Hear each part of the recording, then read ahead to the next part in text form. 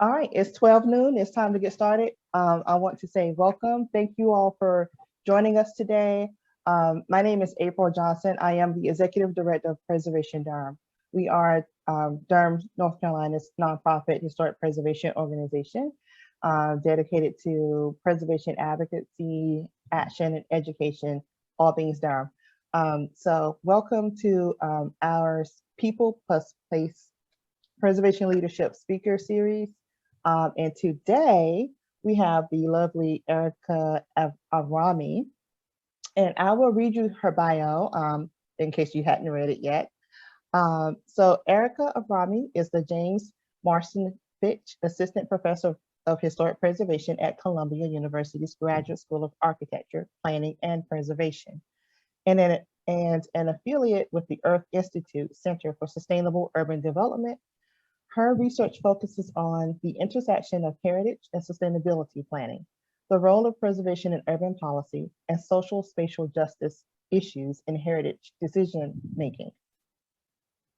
She was formerly the Director of Research and Education for World Monuments Fund and a project specialist at the Getty Conservation Institute. Avrami earned her bachelor's in architecture and master's in historic preservation, both at Columbia, and her PhD in planning and public policy at Rutgers University.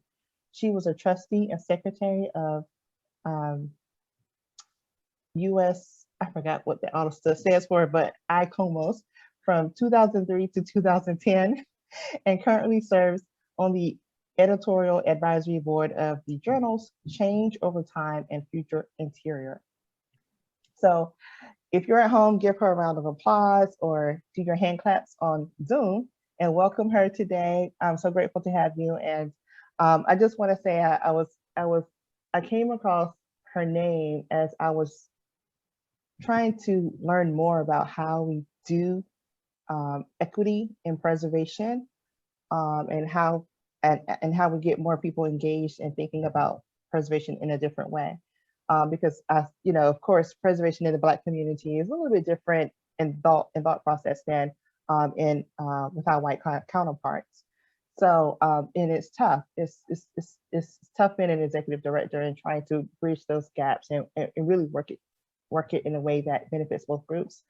But so I came across her work and I said, wow, I have to get her to speak. So I'm so happy that she came, and thank you, Erica. Well, many thanks to you, April. I'm honored to be here today. You really challenged me on this one because this is, I teach this stuff woven through all of my courses, and it kind of is integrated in different ways in my writing and my work. But you kind of threw down the gauntlet and said, no, I need a short, pointed, presentation about this big issue. And I went, oh, okay, well, all right, so I'm giving it a shot. I'm the queen of concise. I'm the queen of concise. So this is an experiment, and it's an informal one. And so I hope that folks will have questions and will want to talk about some of these issues that I raise. And first and foremost, I want to acknowledge that I am a white professor in a predominantly white institution. And so it gives me great pause to talk about these questions of inclusion and justice, especially issues of racial exclusion and racial injustice. But I do feel that we're all part of this, and that we all have to kind of find our ways to commit to be strong allies and to enable change. I've been in this field of preservation for 30 years, and I want to see others taking my place, my small little spot, of having, these conversations and asking these questions. So I thank you all for giving me a few moments to really share my ideas, and I feel as if they're not only mine. So with that, I'm going to share my screen.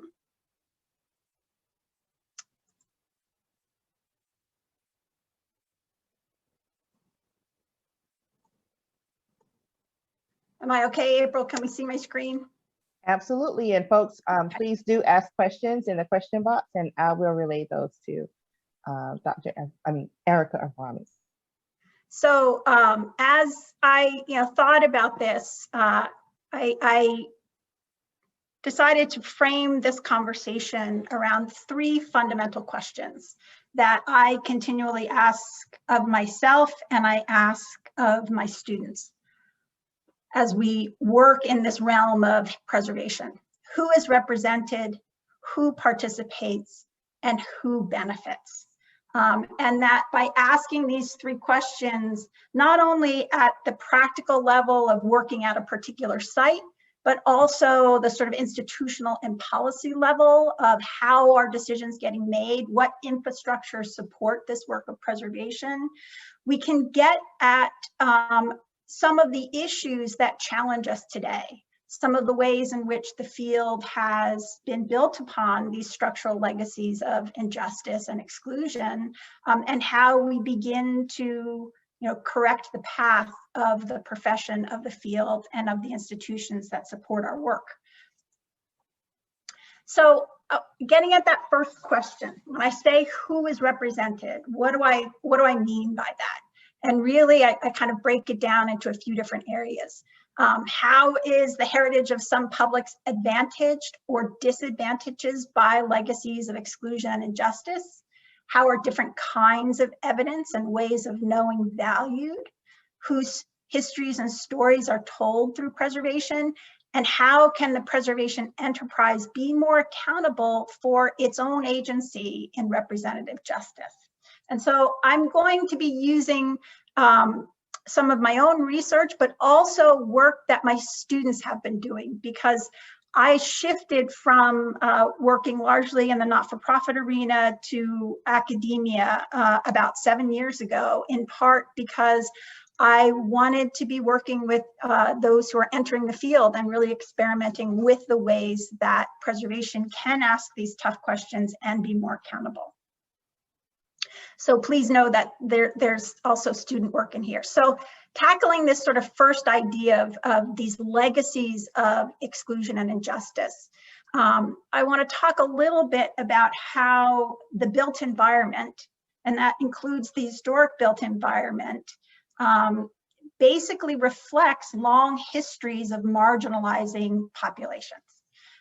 That includes Black people, Indigenous peoples, people of color, the foreign-born, the economically disadvantaged, the disabled, LGBTQ persons, and women, and more.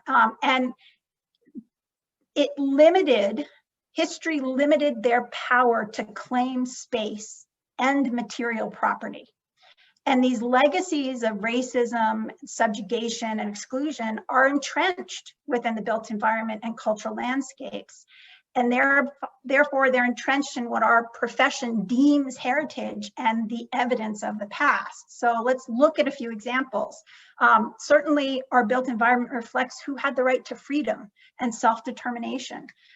More than 10 million enslaved Africans were forcibly transported to the Americas, and their ability to build or practice heritage, to transfer it across generations, let alone create the evidence that we need to designate something as preservation, was fundamentally undermined, starting hundreds of years ago. The built environment also reflects who had the right to occupy land. The forced relocation of Indigenous peoples and land dispossession was an atrocity committed across time and across the globe, but certainly here in the United States, particularly through the Indian Removal Act and other government action to displace and relocate Native American populations, leave a legacy of exclusion in our landscape. It complicates the layers of history and the layers of occupation when we as preservationists go to decide, well, this is something that is heritage, this is something that isn't heritage, when the land was not necessarily originally occupied by certain publics or certain peoples. The built environment also reflects who had the right to own property. And again, this gets passed down into questions of what gets preserved. Even after emancipation, Black Americans faced significant challenges to purchasing and maintaining ownership of land and property due to legal restrictions. And even in the United States, married women, I often talk about the disadvantages of women. Married women were not allowed to own property until 1848, and unmarried women not until 1862 through the Homestead Act. The built environment also reflects who could live in certain places. Cities were shaped and defined by who had a right to live in certain neighborhoods, with many municipalities in the United States restricting populations of color, Jewish populations, Asian populations, Black populations, and they were often relegated to areas with environmental vulnerabilities, such as flood risks or near polluting industries. And often, even after courts ruled on the illegality of such restrictive covenants, practices persisted through social enforcement. Further complicating this, the built environment reflects who had access to capital, right? Government-sponsored homeowners loan corporation, in collaboration with the banking industry, produced these redlining maps in the 1930s, and that essentially demarcated communities of color, immigrants, the poor, and undercut their access to capital and their ability to build wealth through property ownership and maintenance. And the built environment also reflects who had political power, right? The mid-20th century in the United States especially saw major federal programs that contributed to significant change in the urban landscapes of its cities through the construction of highways and urban renewal. And so when you think about all of these, these legacies of exclusion and injustice, how do we account for them in our work of preservation? What I argue often is that, we're not asking enough questions that dig beyond the things we encounter and see today in the landscape. And so now I want to talk a little bit about these other questions regarding representation. And I want to start with this idea of survivorship bias. In many ways, I would argue that preservation has a survivorship bias. We designate the things that are still here, right? We see them in the landscape. 30 years ago, when I went through my master's program in historic preservation as a student, you learned how to go out and do that field survey, how to record those physical conditions, what had material integrity, what was original material versus what wasn't original material, visually, what style did it represent? And we also did all of the deep historic research in terms of who lived there and why it was important and associative values. But there is this bias toward the physical, toward the material. And that bias towards what survives means that all of these publics who didn't have the same privileges to transmit their heritage across generations are fundamentally biased by our practices because we're only looking at what survived. And so how do we think more creatively, right? Spaces representing the narratives of racial, ethnic, and religious minorities, enslaved and indigenous peoples, again, the economically disadvantaged, women, those identifying as LGBTQ. If they could not historically occupy space freely and equally, it means that the spaces representing their narratives and their stories have been underinvested in and undervalued.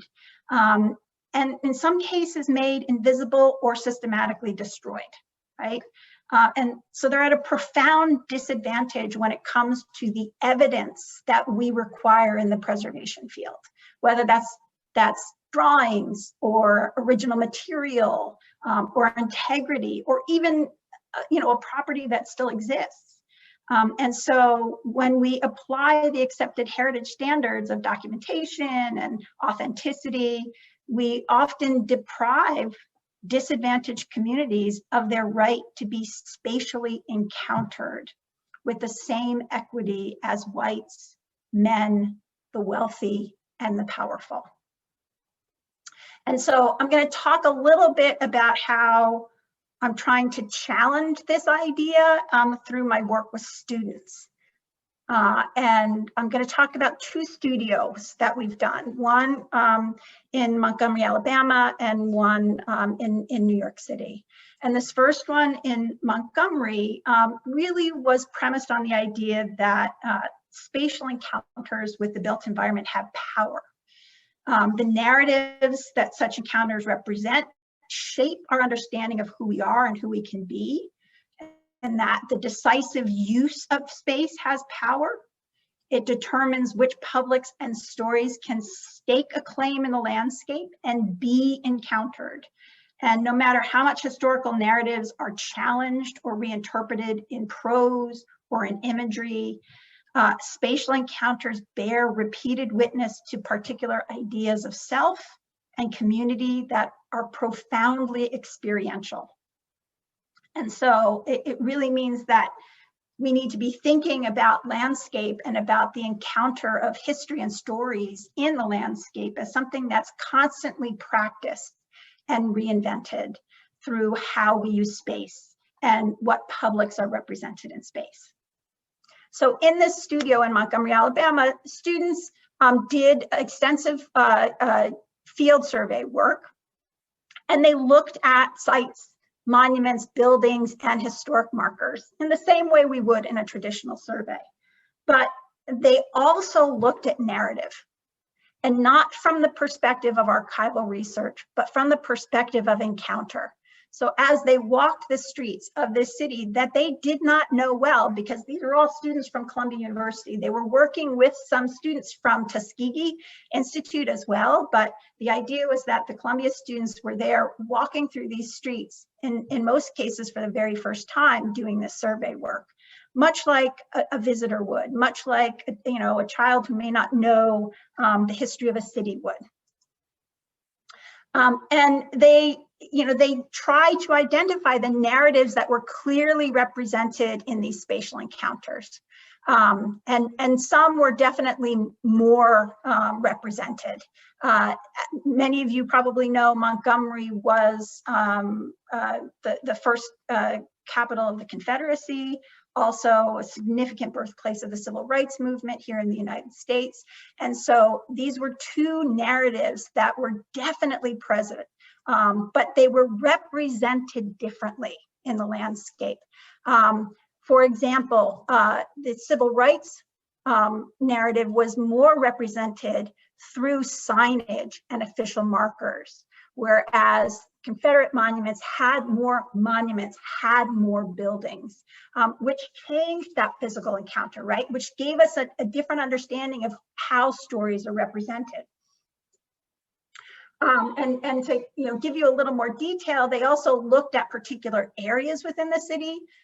Dexter Avenue is the street that leads up to the Alabama State Capitol in Montgomery. You can see on the left an historic postcard of Dexter Avenue, and on the top right you see as well its significance as the final stretch of the Selma to Montgomery March. This critical moment, not only event but spatial experience. In the context of the civil rights movement here in the United States. If you look below, you'll see that Dexter Avenue is changing and has been changing over the last 30 years or so. All of the buildings colored that sort of pink and blue are actually owned by the state or quasi-state institutions, meaning the state government has come in to buy up or take through eminent domain significant amounts of property along this historic corridor. And when students, did comparatives of what that means, from the street as the person experiencing that street. You can see drawings that were done in the 1980s of the historic landscape, and the actual images stitched together below. And this is another comparison. And so all of this speaks to this idea of surviving, right? And so how do we claim space for history and claim space for the stories of diverse publics when we don't have the same privilege of surviving physical resources? What students also found then were that certain narratives that, again, were really important to the history of Montgomery were under-spatialized. You know, they were less represented as you walked through the city. Native American history, the history of racial terror, the Reconstruction era, and slavery as well, even though Montgomery was the hub of the domestic slave trade in the United States. Very few physical resources actually survive. And so there is a need for more creative representation, and in order for us to really achieve more representative justice. Things like the Peace and Justice Memorial on the right, also known as the Lynching Memorial. That is a way, memorials are a way in which we claim space, and particularly when the physical resources don't survive in the landscape, this act of reclamation is in some ways a form of physical reparation. It's claiming, taking back space. Digital documentation, as seen on the bottom, are ways in which we also try and map where things were. Markers, signage, as you can see in the top left, another way in which we try and claim some sort of spatial encounter so that stories can be represented. In another studio that I actually just finished with students a couple of weeks ago, because it's the end of the semester, we took this idea of kind of questioning spatial encounter and understanding survivorship to a new level, because the studio was completely remote. And I had students spread from California to China. And so in order to have an equitable learning experience, we needed to design this studio in a way where it did not require students to go out and do a physical field survey. And so that posed some really, really interesting challenges. So we took the approach of doing historic context statements and looking at different themes and narratives. And I and my co-faculty, Morgan O'Hara, we identified 14 different themes listed on the right. Many of these would not be considered central to what we call the Harlem Renaissance, right? And we did that on purpose. We were trying to kind of decenter some of the long-held narratives regarding visual arts, you know, political activism that are so central to the sort of public awareness of the Harlem Renaissance, and try to see if there were other narratives, other stories that simply weren't getting the same representation. We also challenged students because we were really focused on this particular period, the Harlem Renaissance. So we cut them off. And so they basically had to go out and understand, and when I say go out, look at their computers, do research, access archives, find historic photographs, all of these things to really understand these themes. And then in the process of their studio, they identified assets from the period of the Harlem Renaissance that they thought were significant to that narrative, significant to that theme, without first trying to figure out if that asset still survived. So it was really about looking at that particular period and saying, what we know of that period now, as we look back and as we understand all this research and we pull it together, what would we consider to be an historic resource today? And they mapped them all, right? And many of them were buildings, a lot of them were open spaces, soapbox locations where political activism took place, on streetscapes, where protests and uprising took place. And they mapped all of them. They also looked at what was and was not designated by the New York City Landmarks Preservation Commission, as well as listed on the National Register. And what was really interesting, when they did this comparison, was that they found that only 35% of the historic assets that they identified had actually survived. Looking specifically at buildings. So, and that kind of, they suddenly went, wow, that's significant. And so then they broke it down and said, well, let's think about this in terms of all of those themes that we talked about. And they found that assets related to literature, for example, and political activism, as you can see at the bottom, they had really good survival rates. Those things that were more central to our kind of common or public narrative of the Harlem Renaissance, yep, they survived. But many of the things that they also looked into, journalism, the importance of business and commerce, cuisine, underground economies, even entertainment, had lower rates of survival in the landscape in terms of those historic assets. And so it helps us to understand, this idea of representation is not simply a question of looking at what survives, but we've got to dig deeper. And so part of what students also did was, they wanted to hold the preservation enterprise to account in this. And they wanted to look at what was designated in the neighborhood and what was not designated in the neighborhood. And how was this process of designation reflecting some of these central narratives versus some of these decentered narratives. And they found over time that, designation themes shifted, at least through local designation, the New York City Landmarks designation. Starting in the 1960s, it was mostly about architects, famous residents, and architectural significance. Later designations focused more on cultural, social, creative, political value and history.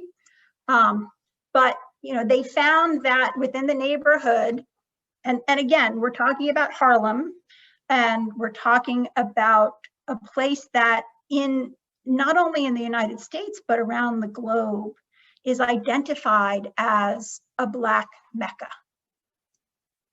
And what they found were less than half of the narratives associated with designated landmarks related to Black history.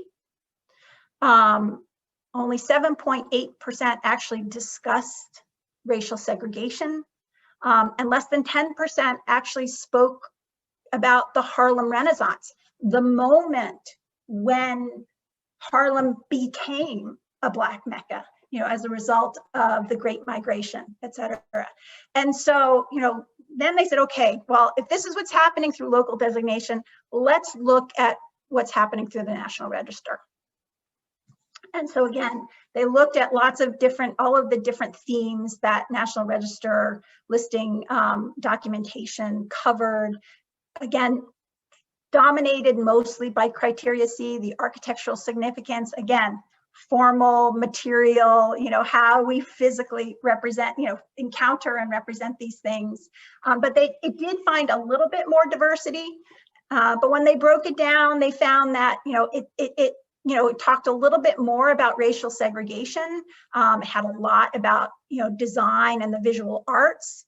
But less about so many of the other themes that they talked about. A little bit on the performing arts, more on religion, but it was really not getting at the diversity of narratives and the diversity of publics, because even though Harlem was considered a Black Mecca, the Black community was exceedingly diverse in terms of origin, many coming from the Caribbean, not only African Americans, many who had migrated from the South, different religions, different political affiliations. And so there was a sense that a lot more could be done to really hold preservation to account when it comes to representation. And they really felt that this was important, and that certain publics were especially underrepresented.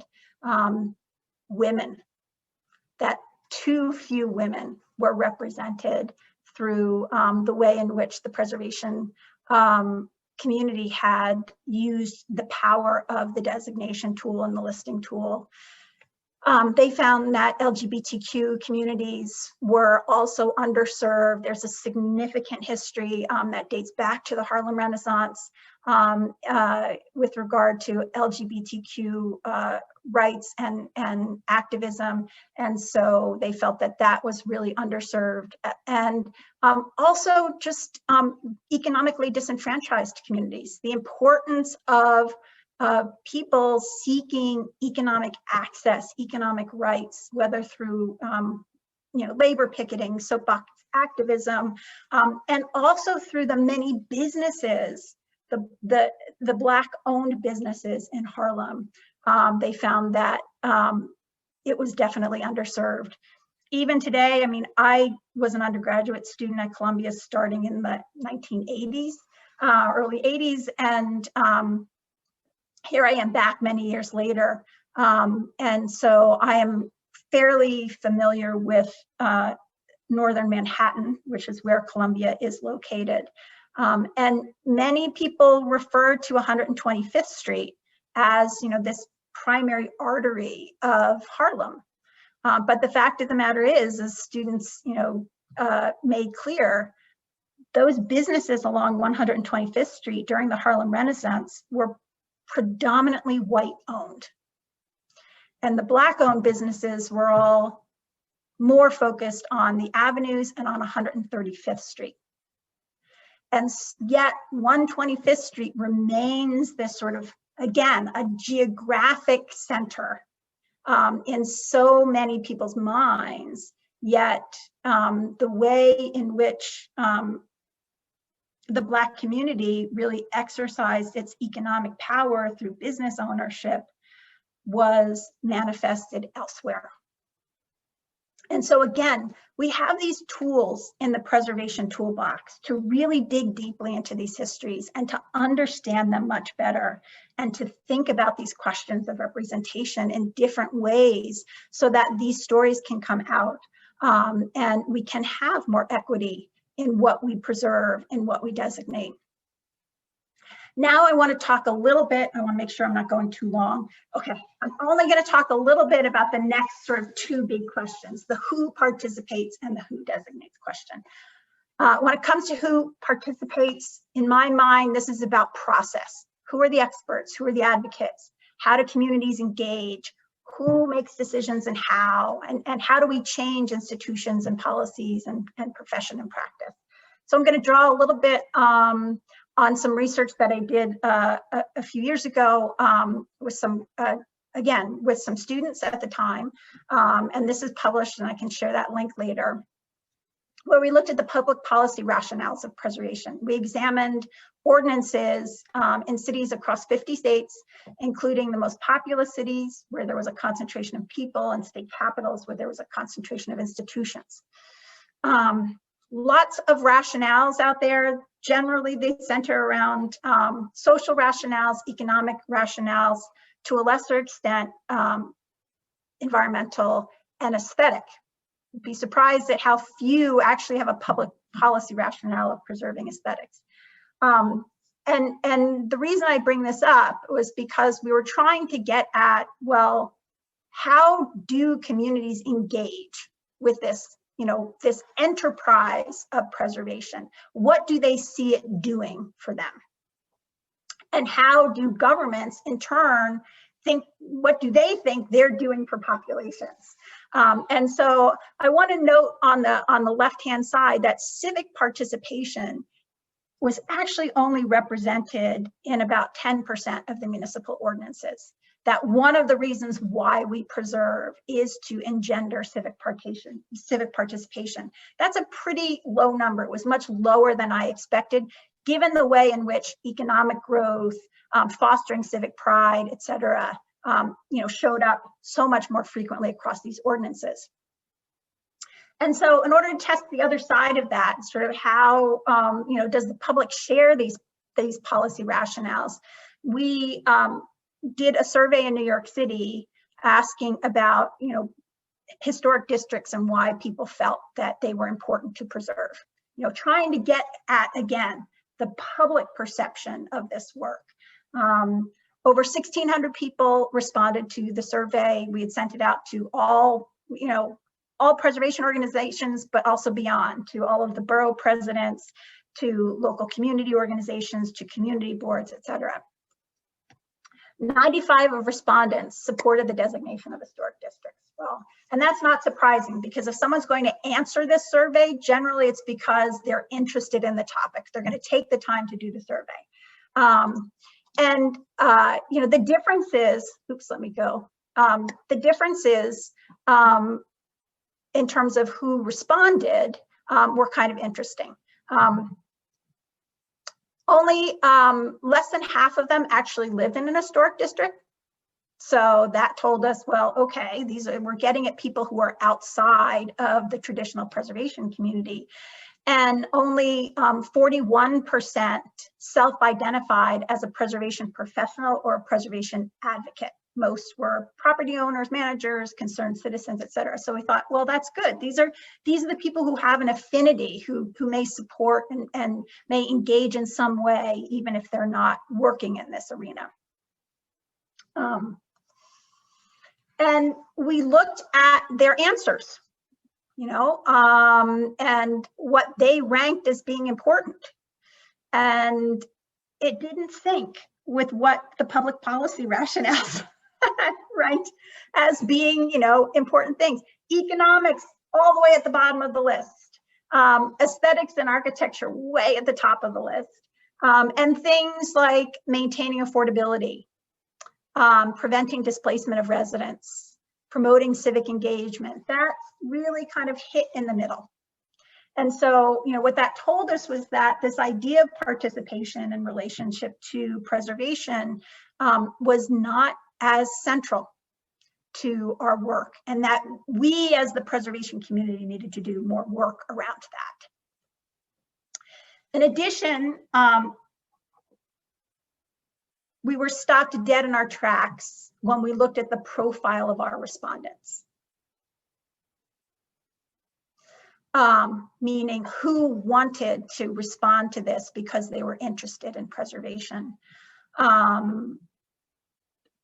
And so, 86% white in a city that is 33% white. 91% had a college degree in a city where only 36% of the population has a college degree. Old, over 55, more than half were over the age of 55, and more than half had an income of $100,000 a year or more. And so, that suggests that, yep, our community is whiter and privileged. And so if these are the folks that we're depending on to really build momentum around this idea of preservation, then we've definitely got some participation issues going, right? We really need to confront these head on and kind of reckon with them as an enterprise, as a field. I mean, we've all heard about some of the statistics, and I've used them in some of my writing. 80% of the National Park Service is white in terms of staff of the National Park Service. There's work through the National Trust has identified that less than 1% of professionals in preservation are Black. And so, these numbers sort of, when we think about these institutions, when we think about these populations, when we think about who are our advocates and who are making decisions, we have to reconsider, how we frame expertise and what it means to recognize different voices and different players in this process of preservation. And again, going back to this studio in Harlem that we just completed with students, one of the things we tried to do was challenge that once again. Oftentimes students will do interviews and have sessions with preservation affiliated organizations or not-for-profit groups, even if it's architectural historians or others who have a vested interest in a neighborhood. And we purposefully compelled them to reach out beyond the preservation field. And in the same way that they had to identify historic assets, they had to identify contemporary assets. And we define those contemporary assets really as connector organizations, organizations working in Harlem today who embodied the values of the Renaissance, who are working on questions of justice, and whose mission overlaps, even maybe only in tiny ways, even only in this way of representation with preservation, but have the potential to intersect. And we did this based on concepts of asset-based community development and recognize them as these contemporary assets, these connector organizations that can help put preservation in a broader social, economic, and environmental context. And they had to go out and do interviews. And when I say go out, it was all on Zoom because we were all remote. But they really looked at all these different intersections, and they got some really terrific feedback from members of the community. And this, in many respects, speaks to this idea of changing the profession and changing institutions through this idea of community engaged teaching and research. My students get a lot of practice in their coursework and how to do archival research, how to look at buildings, how to look at materials. And I am cramming everything I can into this one required studio class that deals with community engaged teaching and research. How to do an interview, how to reach out, what is reciprocity when it comes to co-learning and co-developing knowledge with people in the field. This is expertise that the field really needs to develop. How to be facilitators of community-based processes. And we're getting there. But I can say, as someone based at a university, it's challenging, right? Because we want students to know so much. We want the professionals of the future to know so much. But this dimension, I think, is going to be increasingly critical. Because it speaks to, again, who participates. How do we enable people beyond that wider and more privileged community to be active and empowered participants in preservation? Finally, I'm going to talk a little bit about who benefits. And I mean, who is advantaged or disadvantaged by heritage designation and preservation, and how do we mitigate disparate impacts on communities? And so the one thing I want to mention is that this idea of designation, this idea of listing, it's a gatekeeper, right? It means that you can get access to tax credits, you can get access to all these things because you're listed or eligible for the National Register, because you're designated as a local landmark. And so it means that money is going to these resources. And yes, we valorize them. We say they're important because of their history. But again, if we think about the distributive effects, right, and who is represented and who is participating, we have to think carefully about who is being advantaged by this investment. And so tax credits, for example, we've got money going in, and we're pretty good about looking at the economic impacts of historic preservation, and particularly the tax credits. That's one area the field has really been more rigorous about documenting, in part because it makes a great case to politicians when you can say, oh, it's worth the money, right? There's a return on investment. And so, but we need to think beyond that, right? Because if we go back to this question of who benefits, I showed you the results of my research earlier, looking at the respondents to the survey that we did, people from all over the city who responded and what their profile is. Work that was done at New York University's Furman Center by colleagues there looked at who lives in historic districts. And they also found in New York City that they tend to be, higher income, more educated, and more likely to be white.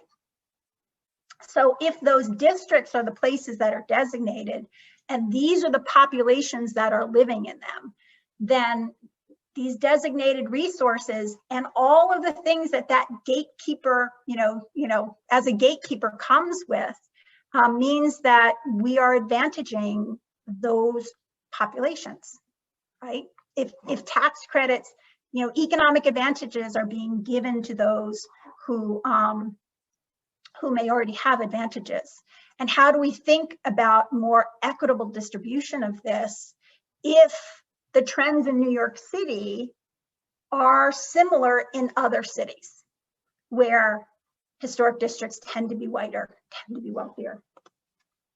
And this has climate implications as well in terms of justice and equity. And this is research that we're just finishing up and hopefully will be out by the end of this year, where we looked at energy.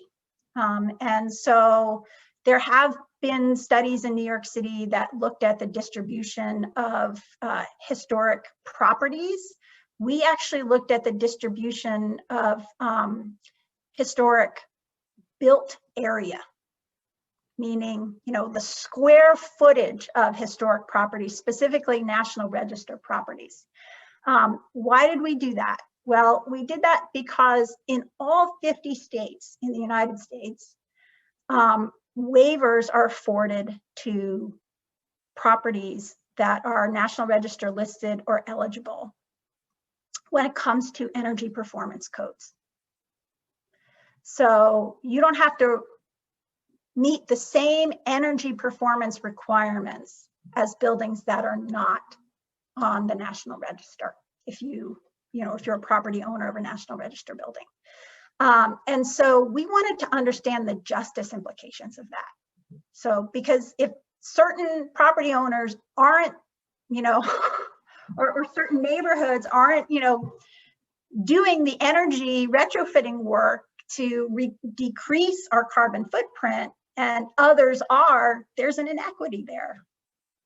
And so in looking at built area, because energy use is on a per square footage basis, we found that there were definitely strong correlations between whiter and wealthier census tracts and National Register listing and eligibility. And so the more square footage of National Register property there was in a census tract, the more likely it was for the census tract to be whiter and wealthier. So it means that the distribution of energy retrofitting is once again not being borne by that population. And this has implications when it comes to climate adaptation as well.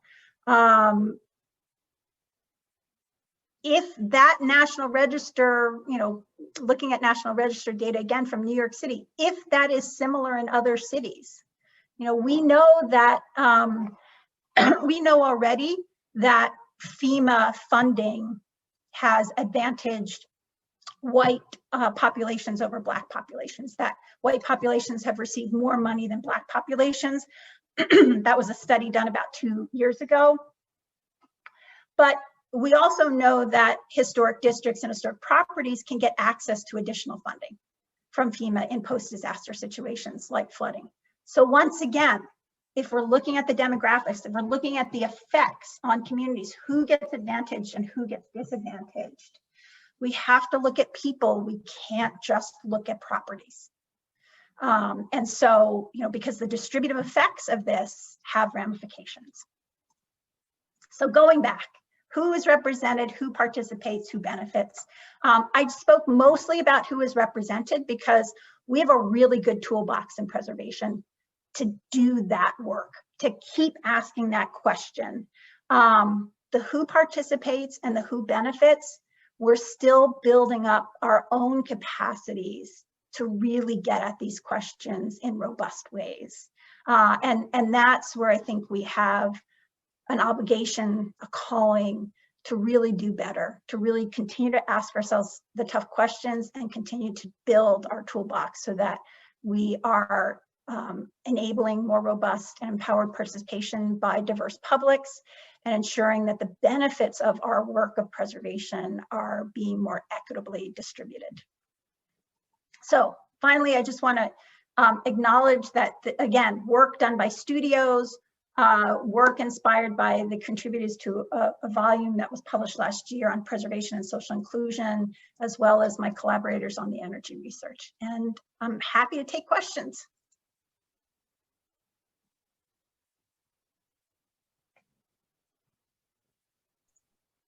Thank you so much, Erica. That was awesome, and you did a great job compacting it. I went too long. I'm so sorry. Oh no, that's great. I don't see that we have any questions at the time. Those who are still with us, please, if you have any questions for Erica, go ahead and put them in the question box or in the chat. Anyway, this was very good information.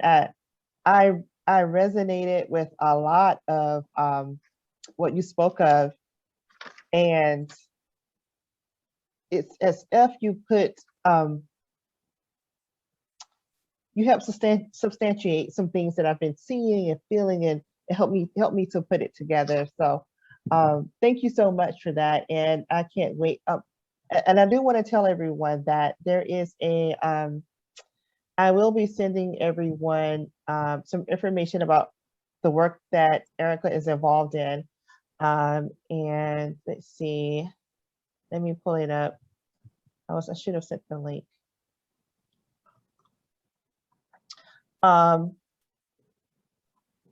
So she's working on a open access collaborative project where they're seeking out, you're seeking out other professionals to help provide some input on a project called Building a Foundation for Action, Anti-Racist Historic Preservation Resources.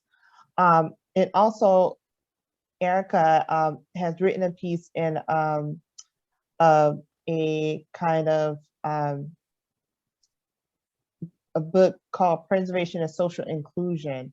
And she's written, I think one article, one paper. I edited that and I wrote the introduction. So, right, but I would love for people, there's so much good work done by colleagues across the US that I think it is really worth highlighting. Not for my purposes, but just so that people understand that that work is out there. And it's part of a series where we're really trying to get at some of these bigger policy questions. Right. Yeah, so thank you very much. And let's see. Okay, thank you, Sarah. Michelle said it was great. Sarah said she didn't have any questions, but she sees a lot of what you talk about in Durham all the time, and it's true. It's true. Erin said April, it was a great. Can I ask you too, like, what do you see some of the challenges in your position as an executive director? Everything that you said, I feel like my biggest challenge, what I want to do, I want to get more people of color involved in the process and become stronger advocates. And in our community, and from what I've seen, I'll tell you one thing that broke my heart when I came back to, this is my second time moving to Durham.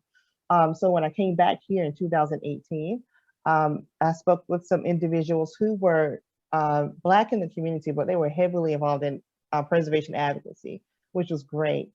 And when I came back, they told me that they regretted helping to organize this local historic district, a Black local historic district in Durham, because they felt like it was actually encouraging non-people of color to come into the neighborhood and to buy property. And, you know, like, oh, I don't think so. I said, I don't think that's the case. You know, I think it's doing what you wanted it to do. You wanted to be sure that these properties do not get torn down. They're not easily torn down. But as I kind of readjusted and back in the community, I see that she's right. And one of the houses was bought by someone who was not in the Black community. They weren't white either, but they didn't understand the history, and they immediately wanted to tear the building down. I called them and I told them there would be a riot in Durham if you tore this building down. And you have to take care because people. Anyway, I explained to him why this building was important and what it represented, and that there weren't that many Black local historic districts in the first place. and so it, you know, he wanted to tear it down and build something anew. It sat there for years. Finally, a Black couple just recently bought the property. Thankfully, they want to rehab it and bring it back to its former glory. And there's some other sites being rehabbed in that area, thankfully. But there's still major concern. Well, and that's fair. We do have data that suggests that property values increase, and not only in historic districts, but in any district that gets highly regulated for aesthetics. And so what does that mean? How do you prevent the displacement? And oftentimes, you know, I'm kind of frustrated by the preservation colleagues who say, well, but that's not what we do. Right? But I'm like, well, but you know, like, we have to ask questions beyond just the physical preservation. We have to ask questions beyond the property, because at the end of the day, heritage is a social spatial relationship. It's not an object. It's about how we interact with these places, how we encounter them. And if we don't think about the social dimension of that, the social economic dimension of that, then, you know, we're doing a disservice to our own intentions. And ironically, you know, it's the economic work that we've developed most in terms of really looking at those impacts. In terms of how do we increase, you know, how good it is because it increases property values. And then we turn around and say, well, no, like, displacement isn't our problem, but it is. It is. We have to make it our problem. It's almost like as if it's a catch-22. You got to, you have to attract the investor, or you have to be palatable for the civic leaders and get them interested. But it's the human part, it's the social part that gets the worst end of the stick. It looks like we do have a question. Let's see. Jennifer asked. The local government arena one, or my. Jennifer, oh, the one before that said, will you do studios in North Carolina rural areas of the state with historical significance and disbursement of Black inheritance of property? I would love to do more studios in places outside of New York, for sure. But right now, with our moratorium on travel, I have no idea when I'll next be doing a studio outside of New York. Right. Yeah. Okay. Then the other question was anonymous. In the did you see it in the local government arena? What are concrete steps to take? We are hemmed by the rock of significance and the hard place of integrity. We are looking at creating a cultural landmark program in San Antonio, Texas, but integrity remains a big hurdle. What is the best way to honor and recognize the past when it doesn't remain, regardless of who or why it was torn down? Is there an equity issue surrounding how to recognize the past, building versus monument versus sign, without further widening the gap? Ooh. Oh, that I could be here for another hour on that one. Yeah. And I think that certainly this idea of cultural landmarks is one that we're seeing more of. In San Antonio, yes, even in New York City, they're becoming more amenable to cultural landmarks. San Francisco has cultural districts now that are not based on the architecture, but are based really on the populations and the stories of those populations. And so I think we're developing, more avenues of action. But I think there's still a long way to go, and we need to be creative, right? And I do think the material integrity question is going to continue to be a problem. Yep. I don't have an answer for how to get around that. And but what I will say is I don't think recognizing intangible heritage is the answer. I mean, oftentimes, students are like, well, but if we just, if we could just list intangible heritage, if we could just, and I'm of the ilk that our work as preservationists, part of what distinguishes what we do is this idea of spatial encounter. And I think place-based heritage isn't always physical. I did work with students actually just before the pandemic in Sierra Leone in West Africa. And there are several avenues in the capital city of Freetown that have historically been arteries of vending. Lots of street vendors involved, at particular times of day. Now, the architecture along those streets has changed over the last 150 years, definitely, but the way in which those streets still get used as these avenues of vending and the way in which people interact as a result of that has changed very little. And so in my mind, things like that, that's not intangible heritage, it's place-based. It's still happening in that same geography.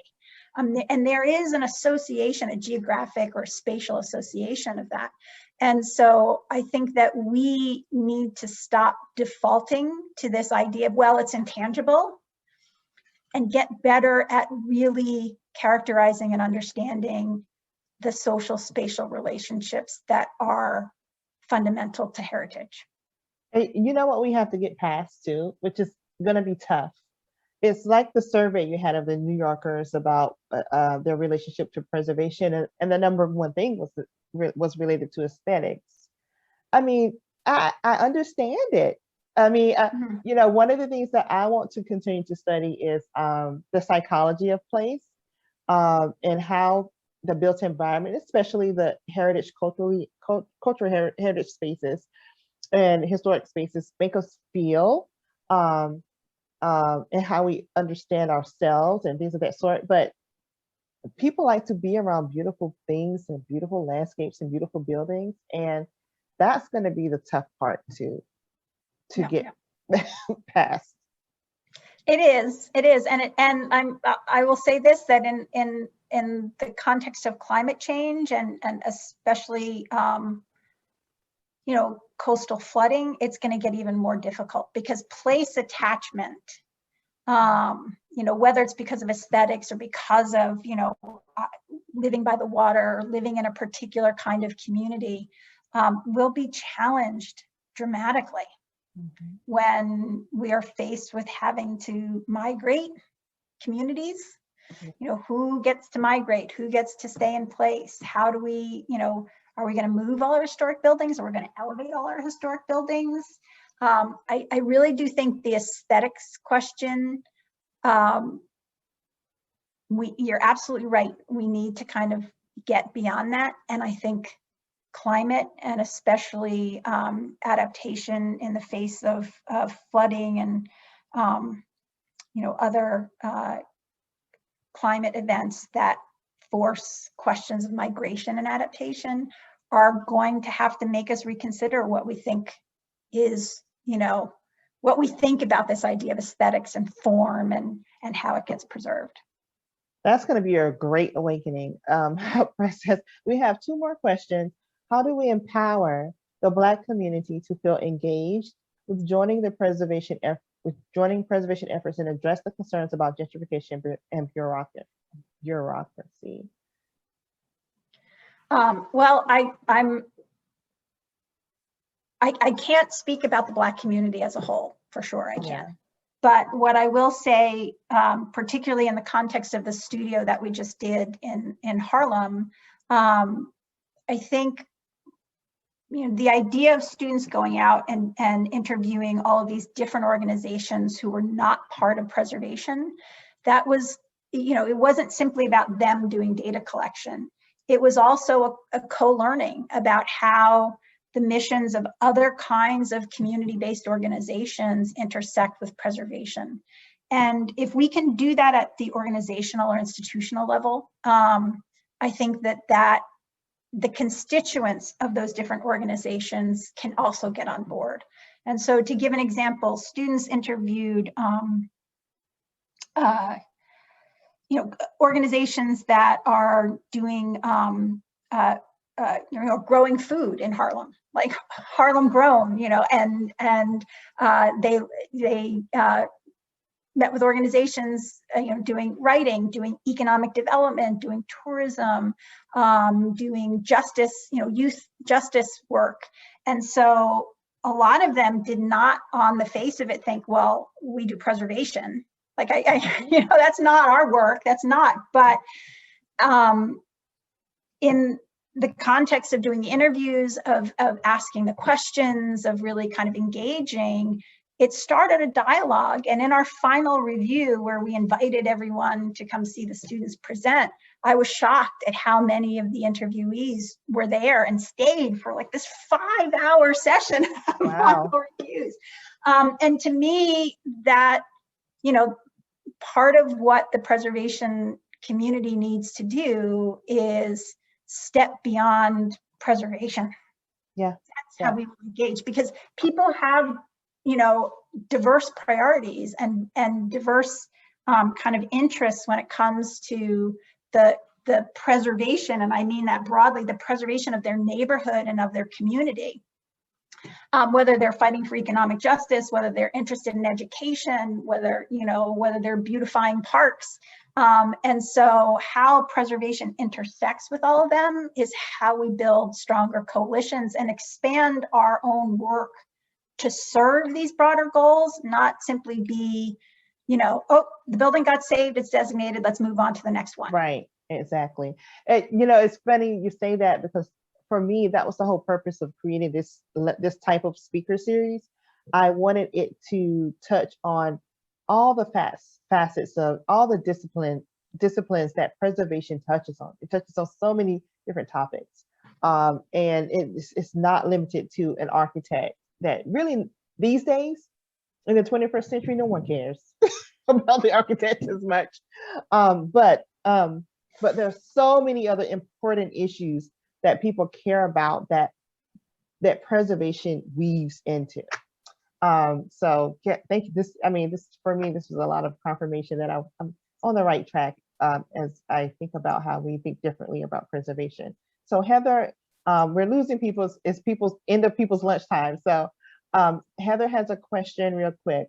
What suggestions do you have about reclaiming space and narrative in areas where little historic fabric survive? Yeah.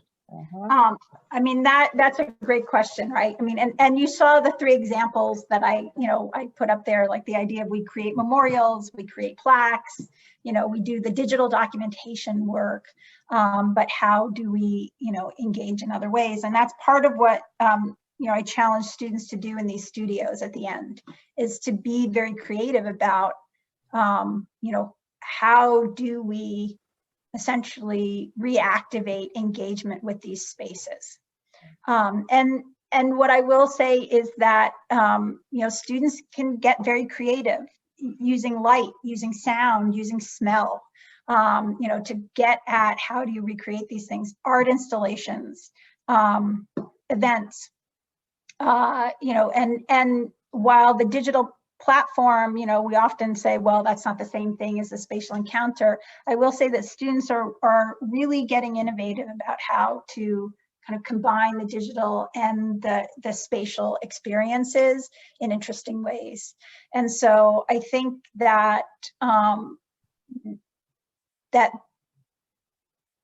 once we as preservationists get beyond the idea of preservation being simply saving what is there, and recognize that the more kind of creative enterprise of re-engaging people spatially with the past is part of our purview, or at least something we can inform, whether it's artists or others working on that. I see that as being important ways of reclaiming space, whether it's on a temporary basis or a permanent basis. Yeah, I agree. And I was thinking about we have a tour guide. Well, she's not one of Preservation Durham's tour guides, but she has her own company. She specifically focuses on Black historic neighborhoods, but she's also she's into the arts. So when she does her tours, she's very dramatic. Her and her husband, they act things out. They give you a little skit along the way, to help really accentuate, some things that may not still be there. And that way you just kind of have an understanding of that space, and they're just telling the story, but in a very creative way. So yeah, I love it. Yeah, no, I do think that once we recognize that when we ascribe value to these, historic places, buildings, sites, etc., that's in and of itself is a creative act. We're not just stewarding or saving things. And if we kind of embrace that creativity, I think that we will have more options on our horizon. Well, I think that's all of our questions, and I want to thank you so much, Erica, for joining us and helping us to become more enlightened about how we think about preservation. For all of you who are still here, everyone that joined or signed up, I will send you the link to some documents and the Preservation and Inclusion Reader that consists of different professionals talking about this very topic in different ways, so that you have some resources to take back with you. All right. Thank you very much, and you guys have a great holiday. Yes, thank you so much, April. All right, thanks. Bye.